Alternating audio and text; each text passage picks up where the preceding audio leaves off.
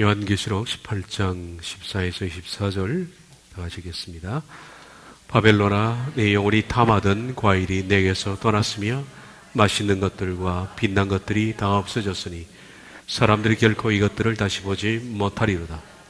바벨론으로 말미암아 취부한 이 상품의 상인들이 그의 고통을 무서워하여 멀리 서서 울고 애통하여 이르되 화 있도다 화 있도다 큰 성이여, 세마포옷과 자주옷과 붉은 옷을 입고 금과 보석과 진주로 꾸민 것인데 그러한 부가 한 시간에 망하였도다. 모든 선장과 각처를 다니는 성객들과 선원들과 바다에서 일하는 자들이 멀리 서서 그가 불타는 연기를 보고 외쳐 이르되 이 큰 성과 같은 성이 어디 있느냐 하며 티끌을 자기 머리에 뿌리고 울며 애통하여 외쳐 이르되 화 있도다 화 있도다 이 큰 성이여, 바다에서 배 부리는 모든 자들이 너의 보배로운 상품으로 취부하였더니 한 시간에 망하였도다.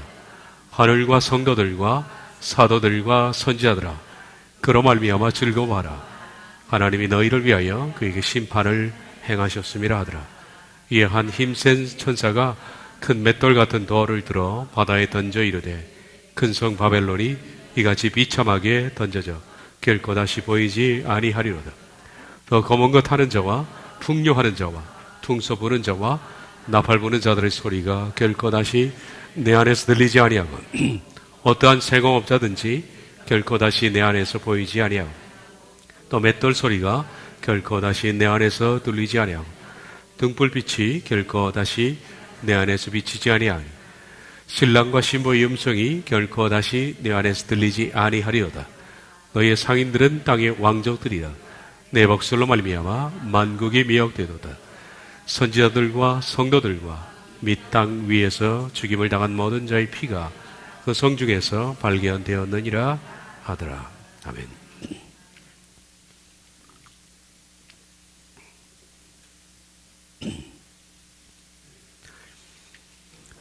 인본주의의 고향이고 마귀들의 교도소라고 불리었던, 그리고 일루미나티의 숙주였던 큰 성 바벨론, 유럽은 그렇게 하루아침에 망합니다.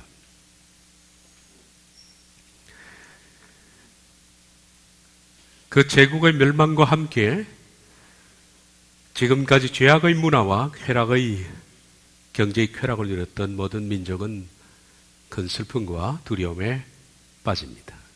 9절 11절을 보면 그와 함께 음행하고 사치하던 땅의 왕들이 그가 불타는 연기를 보고 위하여 울고 가슴을 치고 그의 고통을 무서워하여 멀리 서서 이르되 화 있도다 화 있도다 큰 성 견고한 성이여, 성 바벨론이여, 한 시간에 내 심판이 이르렀다 하리로다.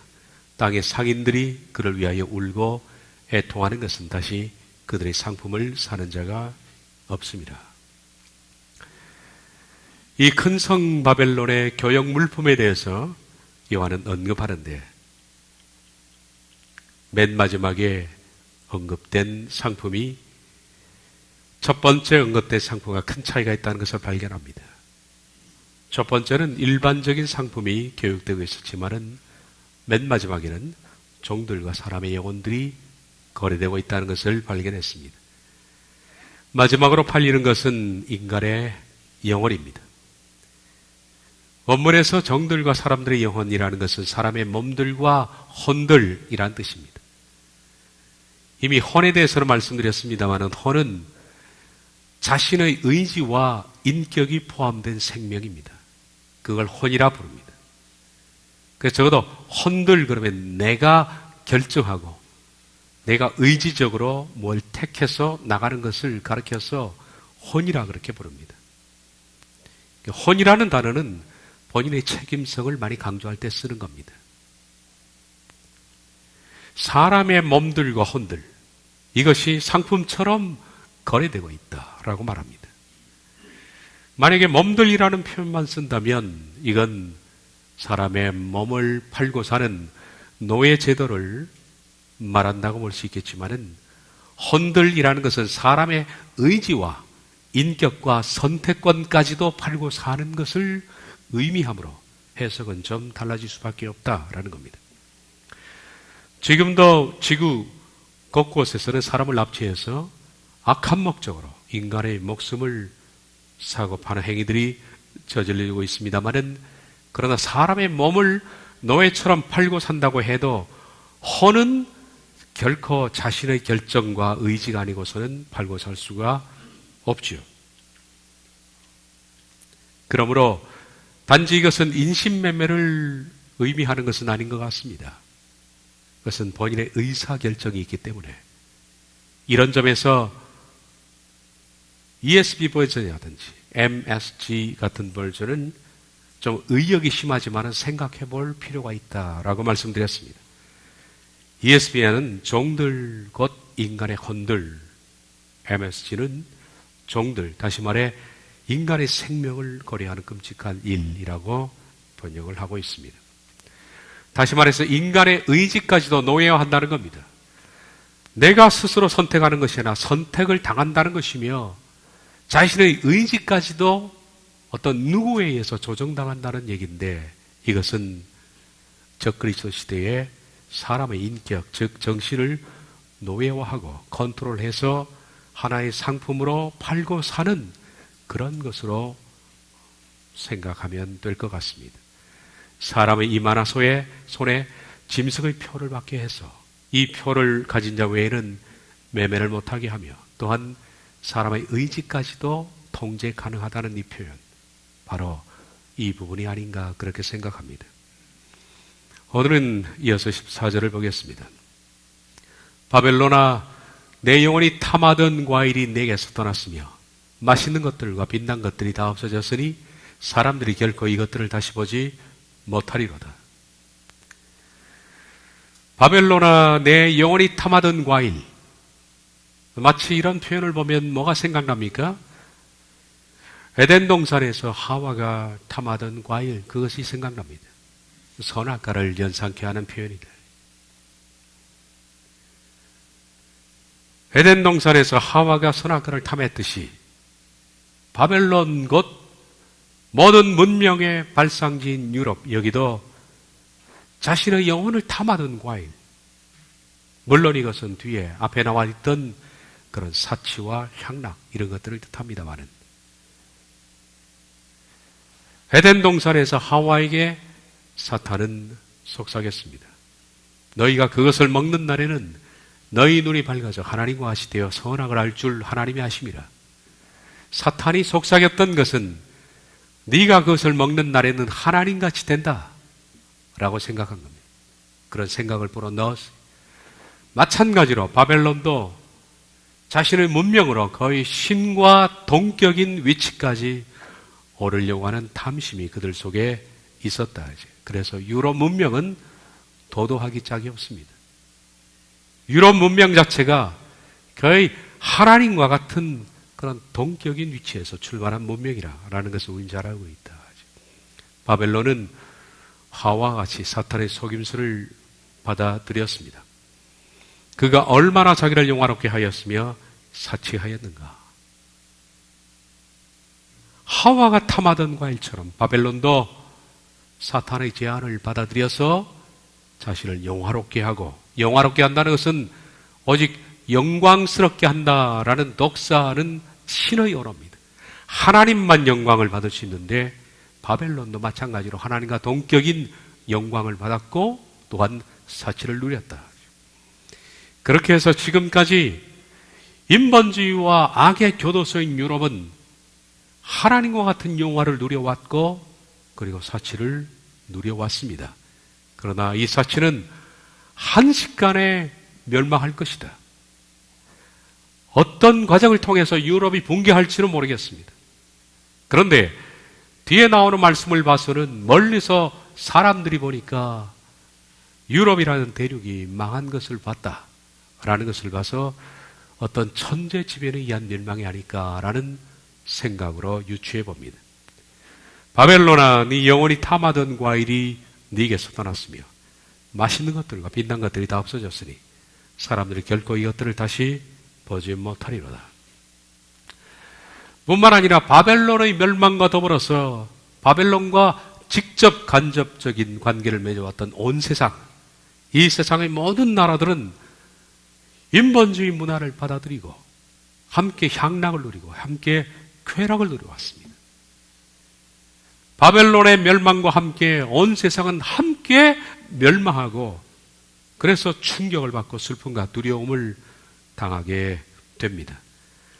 15절부터 17절 상반절, 바벨론으로 말미암아 취부한 이 상품의 상인들이 그의 고통을 무서워하여 멀리 서서 울고 애통하여 이르되 화이또다 화이또다 큰 성이여 세마포옷과 자주옷과 붉은 옷을 입고 금과 보석과 진주로 꾸민 것인데 그러한 부가 한식간에 망하였도다.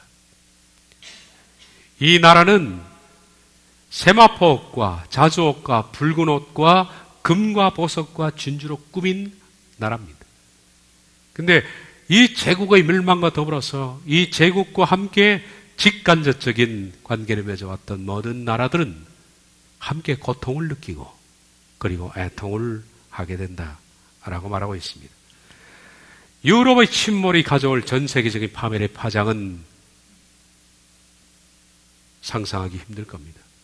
우리들은 작은 나라 한 나라라도 이 세상이 멸망할 때 온 세계 지구촌은 하나의 그냥 지구촌인데 서로 경제와 정치가 밀접하게 연관되어 있기 때문에 한 나라의 침몰은 전 세계에 미치는 파장은 상상하기가 힘이 듭니다. 그런데 그것도 온 인류의 발상지인 중심인 유럽의 침몰이 가지고 오는 전세적인 파멸은 우린 뭐 가히 상상하기가 힘들겠죠. 미국 경제의 뿌리는 유럽입니다. 미국 모든 문화의 뿌리는 유럽입니다. 유럽의 로스차일드 가문, 미국의 록펠러 가문을 세웠습니다. 록펠러는 로스차일드 가문의 사환이었습니다. 미국 지분을 떼준 겁니다. 그러므로 실제의 미국의 경제의 초점은 뿌리는 유럽에 있다라고 말하고 있습니다. 모든 인류의 정신과 문화와 정치와 경제의 뿌리가 이렇게 하루아침에 침몰한다면 전 세계는 얼마만한 공포에 휩싸일 것인지 우리들은 그 충격은 상상을 교류합니다. 우린 이런 세상을 한 번도 가보지를 않았습니다. 그러니까 지금 말하는 모든 세상들은 미지의 세계입니다. 한 번도 겪어보지 못한, 한 번도 본 적도 없고 들어본 적이 없습니다. 성경에도 마태복음 24장에 예수님께서 말씀하기를 창세 이후로 이런 환란이 없겠다라고 말씀했습니다. 역사에서 겪어본 모든 일들보다 비교할 수 없는 가장 큰 환란입니다. 그러므로 이 세계는 미지의 세계입니다. 가보지를 않았기 때문에 우린 상상도 사실은 큰 의미는 없다라고 할 수 있습니다. 화이또다 화이또다 큰 성이여. 이 큰 성에 대해서 말합니다. 세마포옷과 자주옷과 붉은 옷을 입고 금과 보석과 진주로 꾸민 것인데 그러한 부가 한시간에 망하였도다. 유럽이라는 나라의 정신, 문화, 정치, 경제의 뒤에는 가톨릭이 있습니다. 그리고 가톨릭 뒤에는 사탄이 있습니다. 미국의 뿌리는 유럽이고 유럽의 뿌리는 캐톨릭이고 캐톨릭의 뿌리는 사탄입니다. 여기 큰 성의 뿌리에 대해서 말하고 있습니다. 금과 보석과 진주로 꾸몄다. 우린 이런 표현을 이미 지난 장인 창세기 요한계시록 17장에서 이미 본 바가 있습니다. 금과 보석과 진주로 꾸미고 붉은 옷을 입은 그녀의 정체가 캐톨릭이라는 사실을 우린 계시록 17장에서 본 적이 있죠.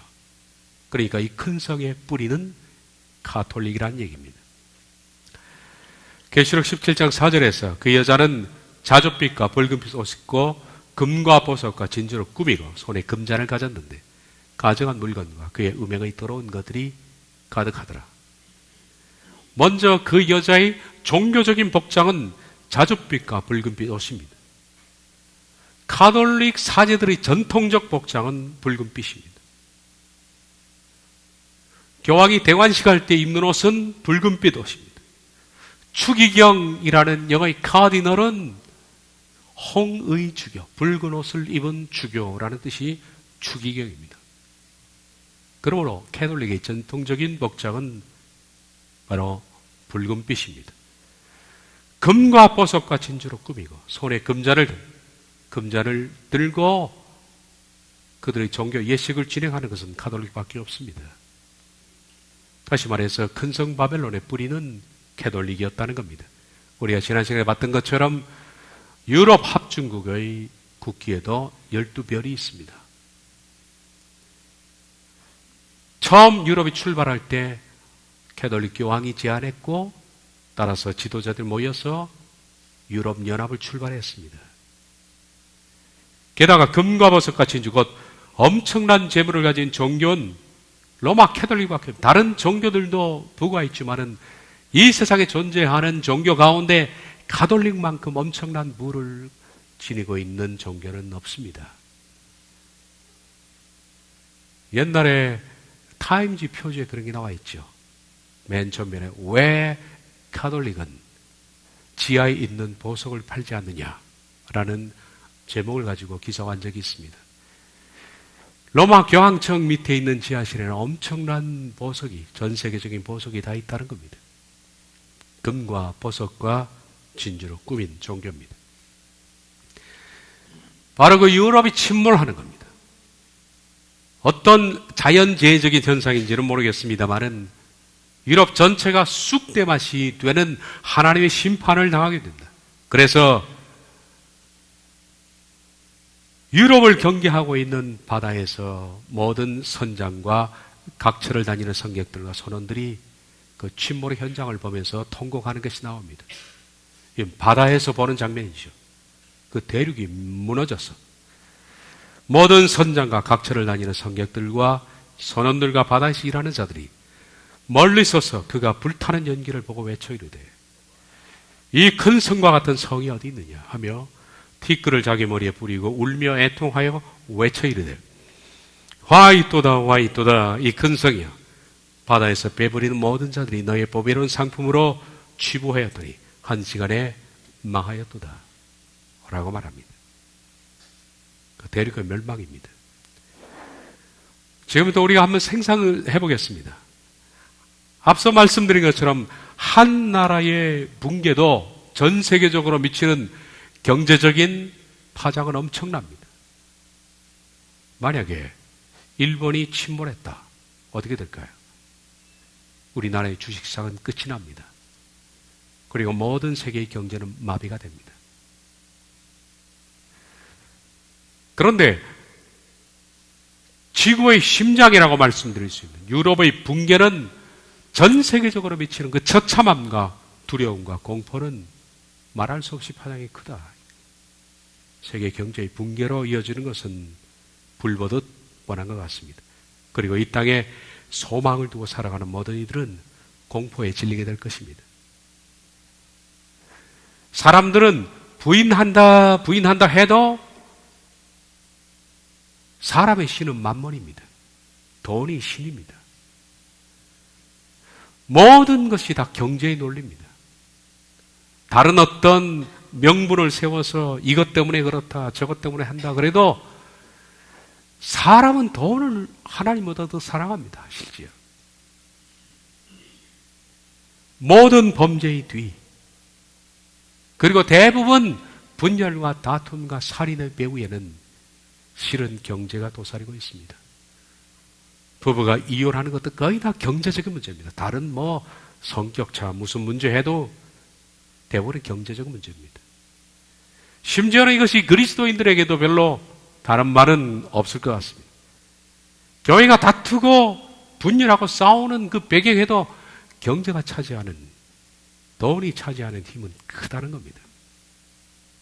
사람은 아니다, 나는 그렇지 않다 해도 인간을 지배하는 신은 만몬입니다. 그래서 하나님께서 돈이냐 하나님이냐라는 것을 선택하는 기준을 11조라는 것을 통해서 테스트를 하시는 거예요. 왜 하나님께서 하나님도 쓰시지 않는 돈을 받으시려고 그럴까요? 그래서 네 마음의 중심이 어디 있느냐 하는 것을 끊임없이 하나님께 우리에게 묻는 겁니다.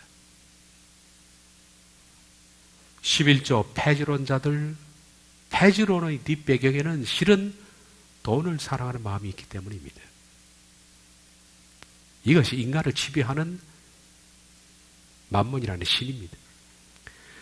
그런데 이런 만만신의 산실인 유럽 경제가 붕괴함으로 말미암아 세계 경제가 한순간에 다 마비가 되고 붕괴한다면, 그래서 거기에 가치를 두었던 문화도 사라지고 경제도 마비되고 주식은 폭락되고 모든 거래시장은 완전히 문을 닫게 된다면 사람들은 미칠 듯한 공포를 느끼게 될 겁니다. 아비규환이 된다. 이제 아비규환이 된다. 온 세상은 다 아비규환이 될 겁니다. 경험을 해보지 않았습니까, 우리도?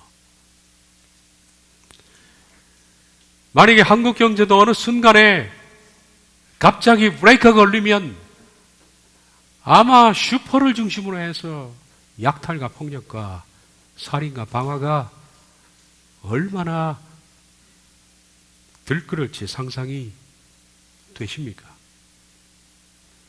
이 나라도 그게 있더라고요. 만약에 남북의 전쟁이 벌어진다. 그리고 국가적인 큰 재난이 벌어질 때 제일 먼저 슈퍼 문을 닫습니다. 우리가 그때 가서 뭐 살 수 있을 것 같다고 생각하지만은 모든 슈퍼마켓의 통제권은 국가가 가진다. 그게 헌법적 조항입니다. 아무것도 살 수 없습니다. 그리고 배급제로 나가는 겁니다. 사람들은 내일이 두려울 겁니다. 공포에 질릴 것이고, 그리고 거리에는 아마 먹고 사는 문제 때문에 폭도들이 약탈을 자행할 것이고, 집집마다 폭도의 공포에 시달릴 것이고, 거리를 우리가 다닐 수 있습니까? 살인, 방화, 약탈이 이어지게 됩니다. 돈은 하루아침에 휴지종학이 된다면 유럽의 붕괴는 충분히 그럴 수 있습니다. 지금 모든 세상의 경제, 돈이라는 것은 모래 위에 세워진 집과 같은 겁니다. 한 제국의 멸망이 가지고 올 일들은 모든 세계의 지폐를 휴지조각으로 만들기도 충분합니다. 이제는 내가 가지고 있는 돈을 가지고 더 이상 물품을 살 수가 없는 겁니다. 물론 우리가 비교 불가하지만은 이 상황을, 갑작스럽게 이런 상황을 맞이했던 베네수엘라의 상황과 약간 비교해 볼 수 있다. 베네수엘라도 갑자기 그렇게 됐습니다. 남미에서 가장 석유를 팔아서 잘 사는 나라 중에 하나였던 베네수엘라, 흥청망청 돈을 썼던 이 나라가 하루아침에 지폐가 휴지조각이 되고, 거리에는 폭도들이 설쳐되고 살인, 방화, 죽음이 있는 도시로 변해버린 이 베네수엘라의 상황을 지금 요한계시록 18장과 비교할 수는 없겠지만 약간 느껴볼 수는 있겠다라는 생각이 듭니다.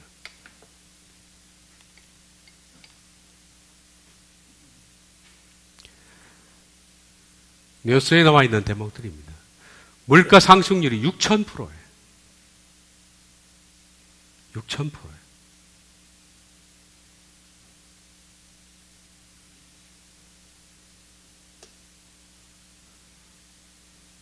동물인데요. 동물원에 있는 사자도 먹을 게 없어서 이런 지경이 됐고요. 심지어는 동물원에 동물을 잡아 먹기도 하죠. 동물원에 동물이 없는 겁니다. 잡아 먹으니까.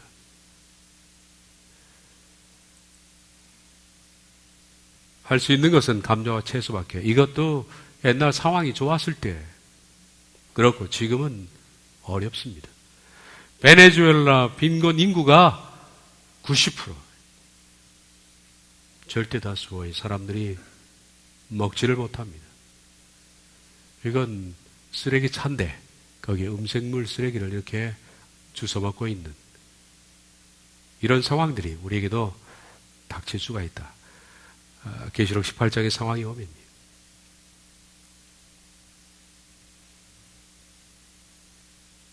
아무리 이래도 한 끼 먹을 음식을 살 수도 없는 상황이에요.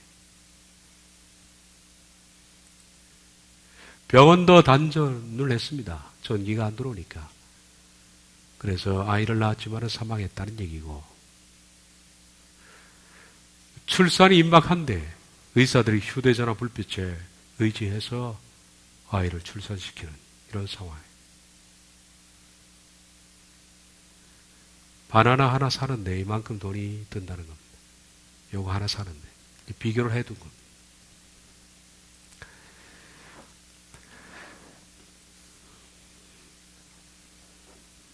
우연히 보다가 베네수엘라 주한 대사관의 공지를 제가 보게 됐습니다.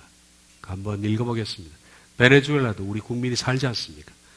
그 주한 대사관에서 우리 한국 국민들에게 공지를 한 건데 읽어보겠습니다. 교민 여러분 안녕하십니까? 주 베네수엘라 대사관입니다.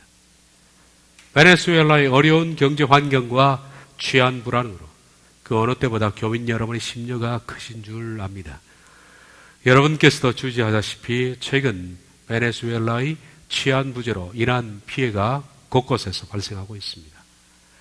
납치 산업이 기업화되고 있고 우리 국민이 납치됐다 구출된 사례도 있으며 기업들을 대상으로 한 무장 강도 사건이 베네수엘라 기업이든 외국 기업이든 가리지 않고 무차별 자행되고 있으며 최근 우리 동포 기업을 대상으로 한 무장 강탈 사건도 발생한 바 있습니다. 기존에는 생경 권총 강도가 줄이었는데 이제는 10명 이상의 대규모 강도가 라이플총이라는 것은 쉽게 말하면 군인들이 가지고 다니는 장총이라고 생각하면 됩니다.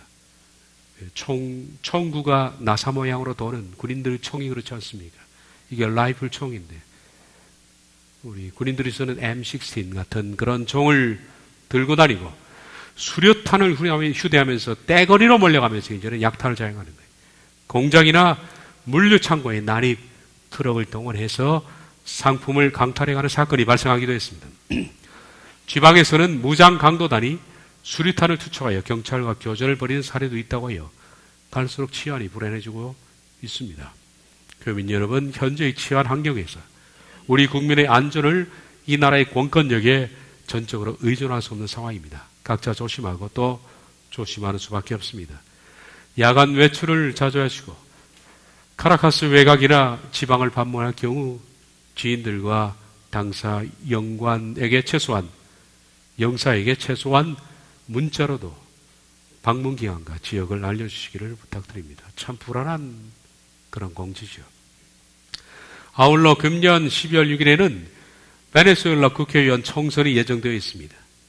총선까지는 어느 정도의 기초식량, 생필품, 의약품을 구매할 수 있겠지만 주재국 언론에 의하면 총선 이후에는 상당한 물자 부족이 예상되고 있어 이 나라 사람들 대부분이 물자 사재기에 나서고 있는 실정이며 지금도 우유와 휴지, 설탕 및 밀가루 등을 사기 위해 4시간 이상 줄을 서야 하는 상황임은 여러분께서도 잘 알고 있을 것으로 믿습니다. 따라서 교민 여러분께서는 신선식품을 제외한 장기 보관이 가능한 가공식품, 생필품 및 의약품을 정상적인 절차를 거쳐 가능한 많이 비축해 주시기를 당부합니다. 이게 베네수엘라 주한 대사관의 공지입니다.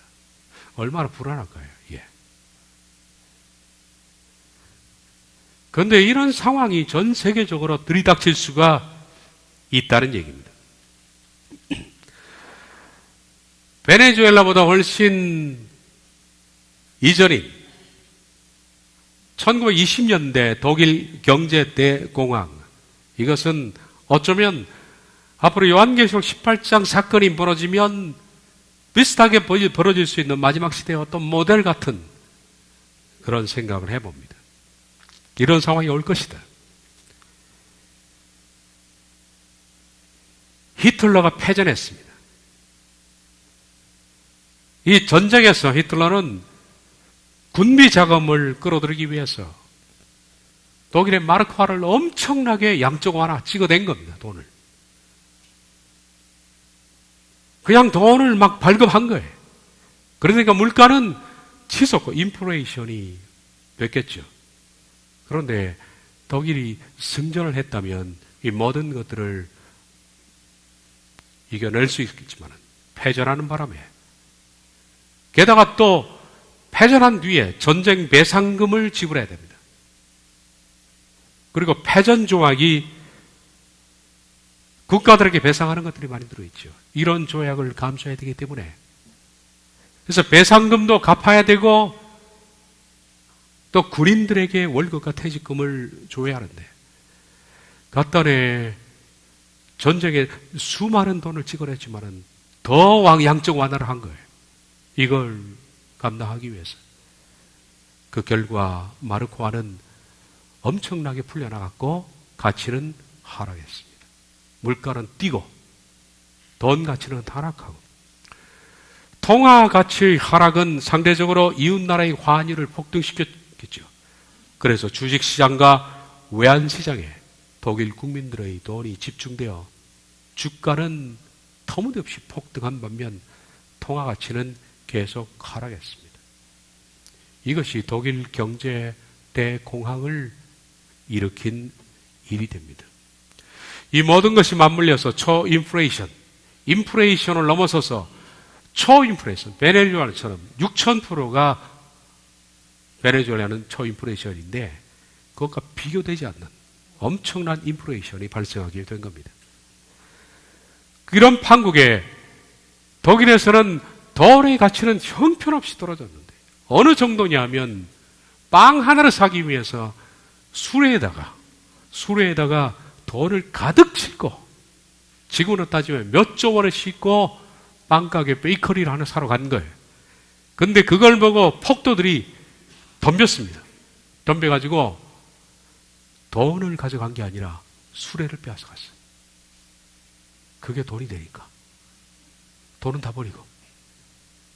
이게 그 당시 사건입니다. 그 정도 되니까 실물을 가지고 있는 사람들이 가장 부자가 된 거예요. 가장 중요한 식량, 가장 식량만큼 중요한 게 식량을 가지고 있었던 농부, 어부 같은 사람들은 자신의 수확물을 값비싼 사치품들과 교환해서 상대적인 부를 증대했습니다. 그렇지만은 농부나 어부 같은 사람이 자기의 창고에 이걸 가지고 있는 것은 목숨을 건 일입니다. 일전에 제가 말했던 것처럼 베네수엘라 사태 못지않게 수많은 떼강도들이 어촌과 농촌을 두루다니면서 농작물을 빼앗기 위해서 사람들을 죽이고 약탈을 하는 일들이 벌어졌기 때문에 뭘 가지고 있다는 것 자체가 두려운 일이었다라는 겁니다. 일례로 농사지을 땅을 사기 위해서 거액을 대출받은 농부는 그 거액을 감자 한 자루를 가지고 다 갚아버린 거예요. 거액을. 말이 되는 상황입니까? 이게? 감자 한 자루 가지고 그 많은 돈을 은행에서 탕감해 주더라. 은행장이 갖고.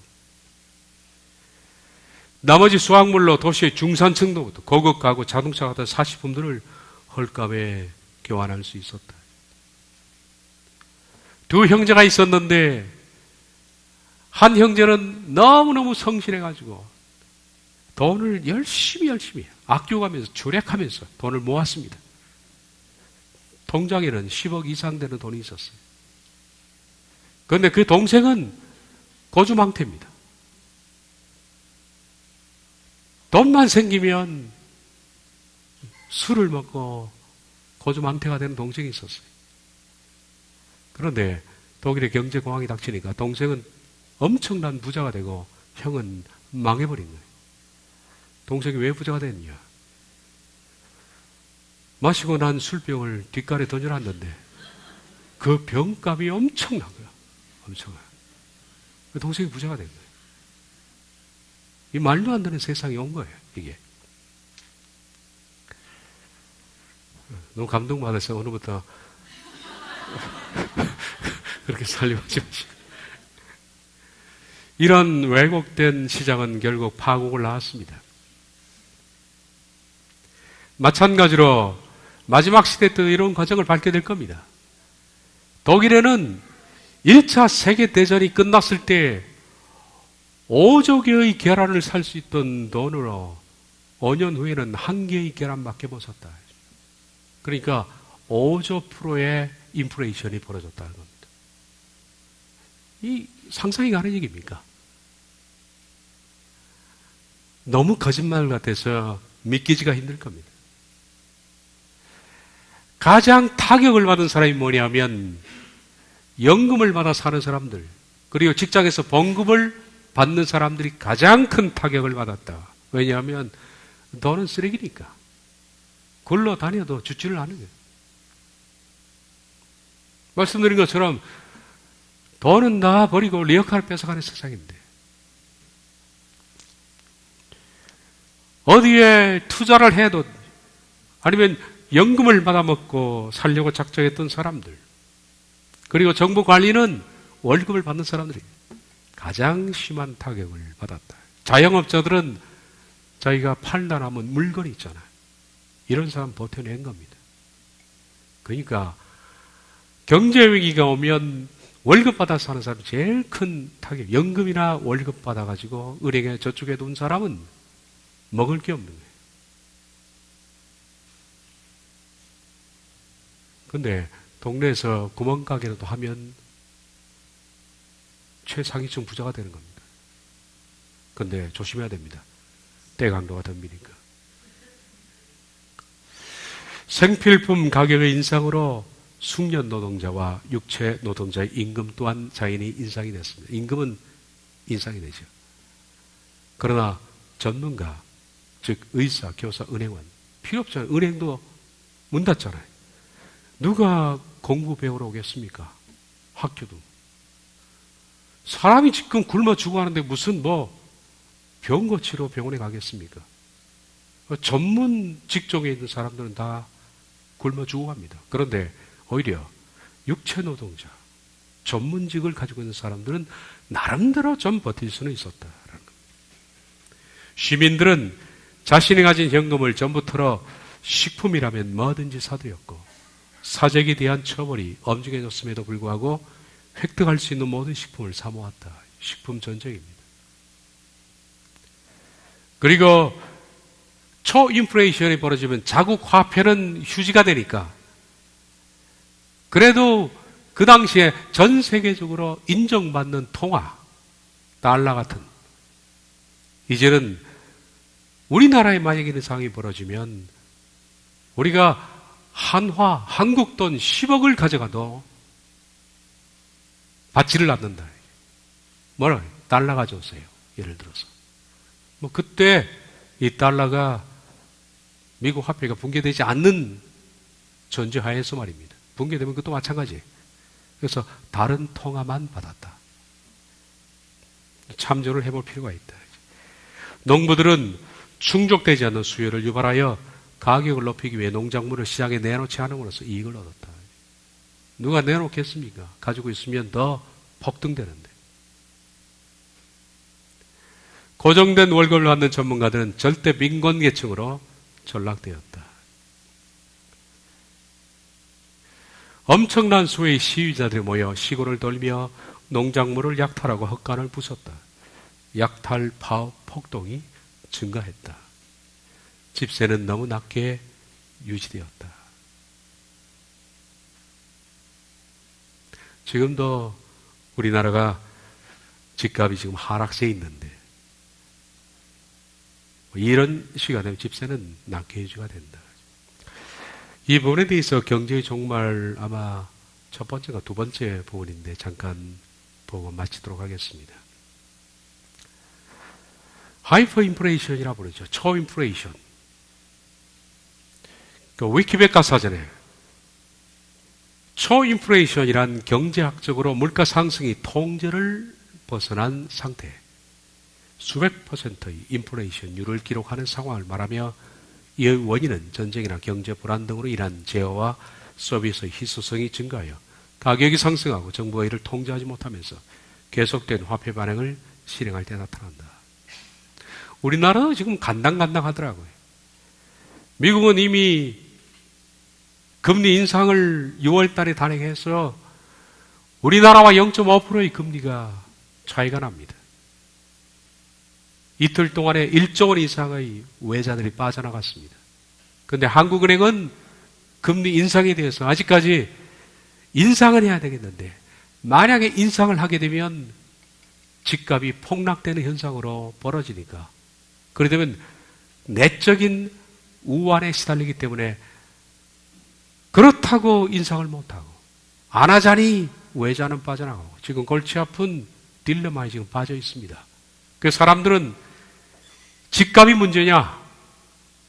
인상을 해라 라고 하지만은 인상카드를 꺼내기에는 두려운 거예요, 지금. 그런데 이미 미국에서는 앞으로 9월, 12월 두 번 더 인상을 하겠다고 발표를 했기 때문에 과연 카드를 꺼내지 않을 수는 없겠죠. 지금은 어찌어찌 버틴다 하더라도 9월은 견디지를 못합니다. 그러면 9월 달에 인상카드를 꺼내면 이제는 그때부터 주택담보대출의 비율은 올라가고 집값은 폭락 사태가 벌어지는 경매시장에 막 나오니까 이런 사건으로 이어지게 돼 있다는 거예요. 그러면 자연히 인플레이션 쪽으로 가게 돼 있다는 거예요. 우리나라도 지금 위기에 처해 있습니다. 과연 우리가 살고 있는 지금 이 시대에 하이퍼 인플레이션이 우리 시대에 발생을 할까? 만약에 하이퍼 인플레이션, 그래서 인플레이션을 정부가 손을 뗀 겁니다. 도저히 막을 수 없으니까 이제는 못하겠다라고 손을 뗀 상태가 하이퍼입니다. 인플레이션. 우리 시대에 이것이 올까? 사람들은 그럽니다. IMF도 어쩌고저쩌고 다 말했는데, IMF와 지금 비교할 때가 아닙니다. 믿을 수 없겠지. 아니, 믿고 싶지 않겠죠. 근데, 부인해도 어쩔 수 없는 상황은 지금 우리 눈앞에 와 있다.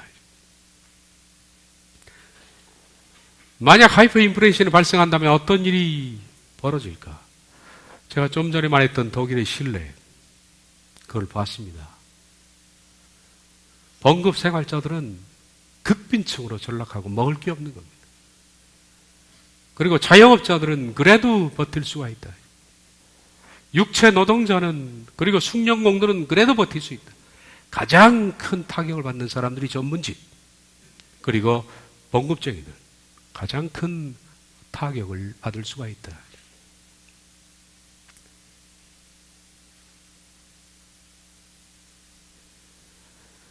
과거 독일의 예를 봅니다.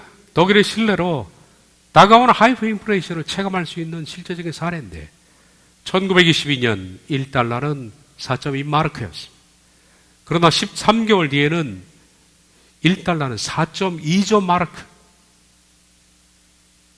1조 배가 증가했다. 믿기지 않죠? 근데 이 역사입니다. 믿기지 않는 이것이 역사입니다. 13개월 만에 1조 %의 하이퍼가 벌어진 거예요. 그러니까 독일의 실내를 보면 우리들은 그렇게 생각합니다. 저도 면밀히 주시는 하고 있습니다. 그리고 오는 시기를 어느 정도 어떤 관점을 가지고 보면 느낄 수는 있어요. 그리고 하이퍼 인플레이션이 딱 시작되면 독일 같은 경우는 13개월 만에 끝이 나버렸어요. 돈이 소용이 없는 거예요. 은행에 넣어뒀던 돈이 그냥 아무 소용이 없는 거예요. 1조 배가 늘었으니까. 돈이 지탱할 수 있는 기간은 짧습니다. 이게 나라마다 다른데 독일은 하이퍼가 벌어지면서 1조 배가 증가하는 시간까지가 13개월. 베네수엘라 같은 경우는 한 3개월. 우리나라는 얼마나 걸릴까요? 그건 예측 불가합니다. 어쩌면 한국은 더 빠른 시간 내에 통화가 붕괴될 수가 있다. 그러면 통화가 붕괴되면 통화를 가지고, 돈을 가지고 할 수 있는 시간은 극히 제한적입니다. 그렇다고 우리가 많은 걸 준비해 놓자 이 얘기는 아닙니다. 경제의 종말 하니까 저한테 유튜브에서 욕을 많이 했더라고요. 목사야, 그거 그만하고 기도나 해라. 이런 사람도 많고요. 제가 기도하자고 한 얘기인데 별의별 욕이 다 있습니다. 그래서 교인들한테 얼마나 뺏어 먹었냐, 뭐 이런 사람도 있고. 댓글을 다 놔둡니다. 다. 딴 사람도 보라고. 그 얘기 안 했잖아요. 우리가 지금 뭐 대비를 하자, 물건을 사두자, 이 얘기가 아니라 우린 그런 것들을 지켜볼 수 있는 안목이 있어야 우리 믿음도 거기에 맞춰서 준비를 해요. 믿음 준비지 뭐 물자 준비가 아닙니다. 빵 한 덩어리로 얘기를 해봅니다. 1922년 중반에는 빵 1파운드 454g, 그러니까 바게트 빵이죠. 바게트가 300g입니다. 그보다 조금 긴 빵이에요. 긴 빵 하나. 이게 3달러였습니다. 그런데 1년 뒤인 1923년 초에는 700달러가 됐습니다. 1928년에는 1200달러가 됐고 9월에는 200만 달러가 됐습니다. 한 달 뒤에는 6억 7천만 달러가 됐고 10월 달에는 30억 달러가 됐고 12월에는 1000억 달러가 됐습니다. 1000억이면 얼마일까요?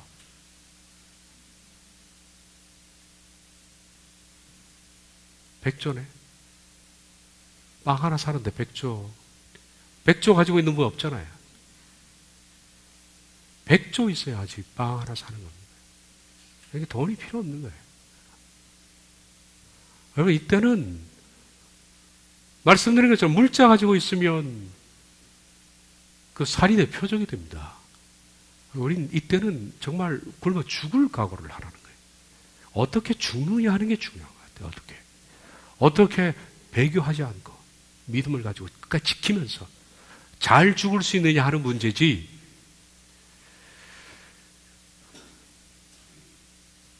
그리고 하나 권고하고 싶은 거는 이때가 우리가 모일 수 있는 때는 못 되겠죠, 아마. 왜냐면 누가 그 비싼 기름을 내고 차를 타고 1조 원어치 기름을 넣고 1조 원어치 넣으면 아마 포천에서 저기 의정부까지 오면 다 떨어질 것 같은데 여기까지 오겠습니까? 그러면 서로 지역에 있는 사람들 같이 굶어 죽을 생각을 해서 같이 음식을 공유하는 게 좋다라고 생각합니다. 그거 약속해야 돼요. 약속해야 돼요. 혼자만 얼굴이 번지리 해가지고 하나님 앞에 설 수가 없어요. 예? 혼자만. 그럼 비축해 놔서 뭐합니까? 같이 굶고 같이 먹고 같이 죽을, 정말 함께 기도하고 죽을 사람이 필요한 거지. 저축과 돈과 연금은 휴지 조각이 되었다. 사람들은 돈을 태워 난방하는 것보다 석탄이 더 낫기에 임금 대신 석탄을 요구했다. 혼란과 폭동, 약탈 등으로 국가가 무정부 상태가 되었을 때 히틀러가 나타났다. 그리고 2차 세계대전을 일으켰다. 1922년 독일 재무부는 침체한 경기를 살리기 위해서 양적 완화를 결정했다. 그들의 노력으로 처음에는 경제 지표가 약간 호전되었다. 그래서 많은 것이 더 좋다라는 정부의 이론에 따라 점점 많은 돈을 찍어냈다. 그러나 그 경제 침체는 계속되었고 그들은 계속해서 통화 발행량을 늘렸다. 그러다 갑자기 그들이 믿을 수 없을 정도로 폭발하기 시작했다. 이게 독일의 사례입니다. 지금 우리 이웃 국가 하나 무너지면 아시아는 이렇게 졸지됩니다. 미국의 월가가 무너지면 전 세계는 이렇게 됩니다. 큰 바벨론이 무너지면 전 세계는 하루아침에 그렇게 됩니다. 그건 뭐 순차적인 것도 없겠죠. 멸망과 동시에 하루아침에 우리의 모든 돈은 휴지가 되는 겁니다. 그럴 때는 믿음밖에 사실은 우리에게 가치 있는 것이 없을 줄 생각합니다. 큰 성 바벨론은 그렇게 한시간에 망합니다. 우리들은 이 땅에 가치를 두지 말고 하나님 나라에 가치를 두고서 살아가는 것이 우리의 본분이라 그렇게 생각이 다시 듭니다. 기도하겠습니다.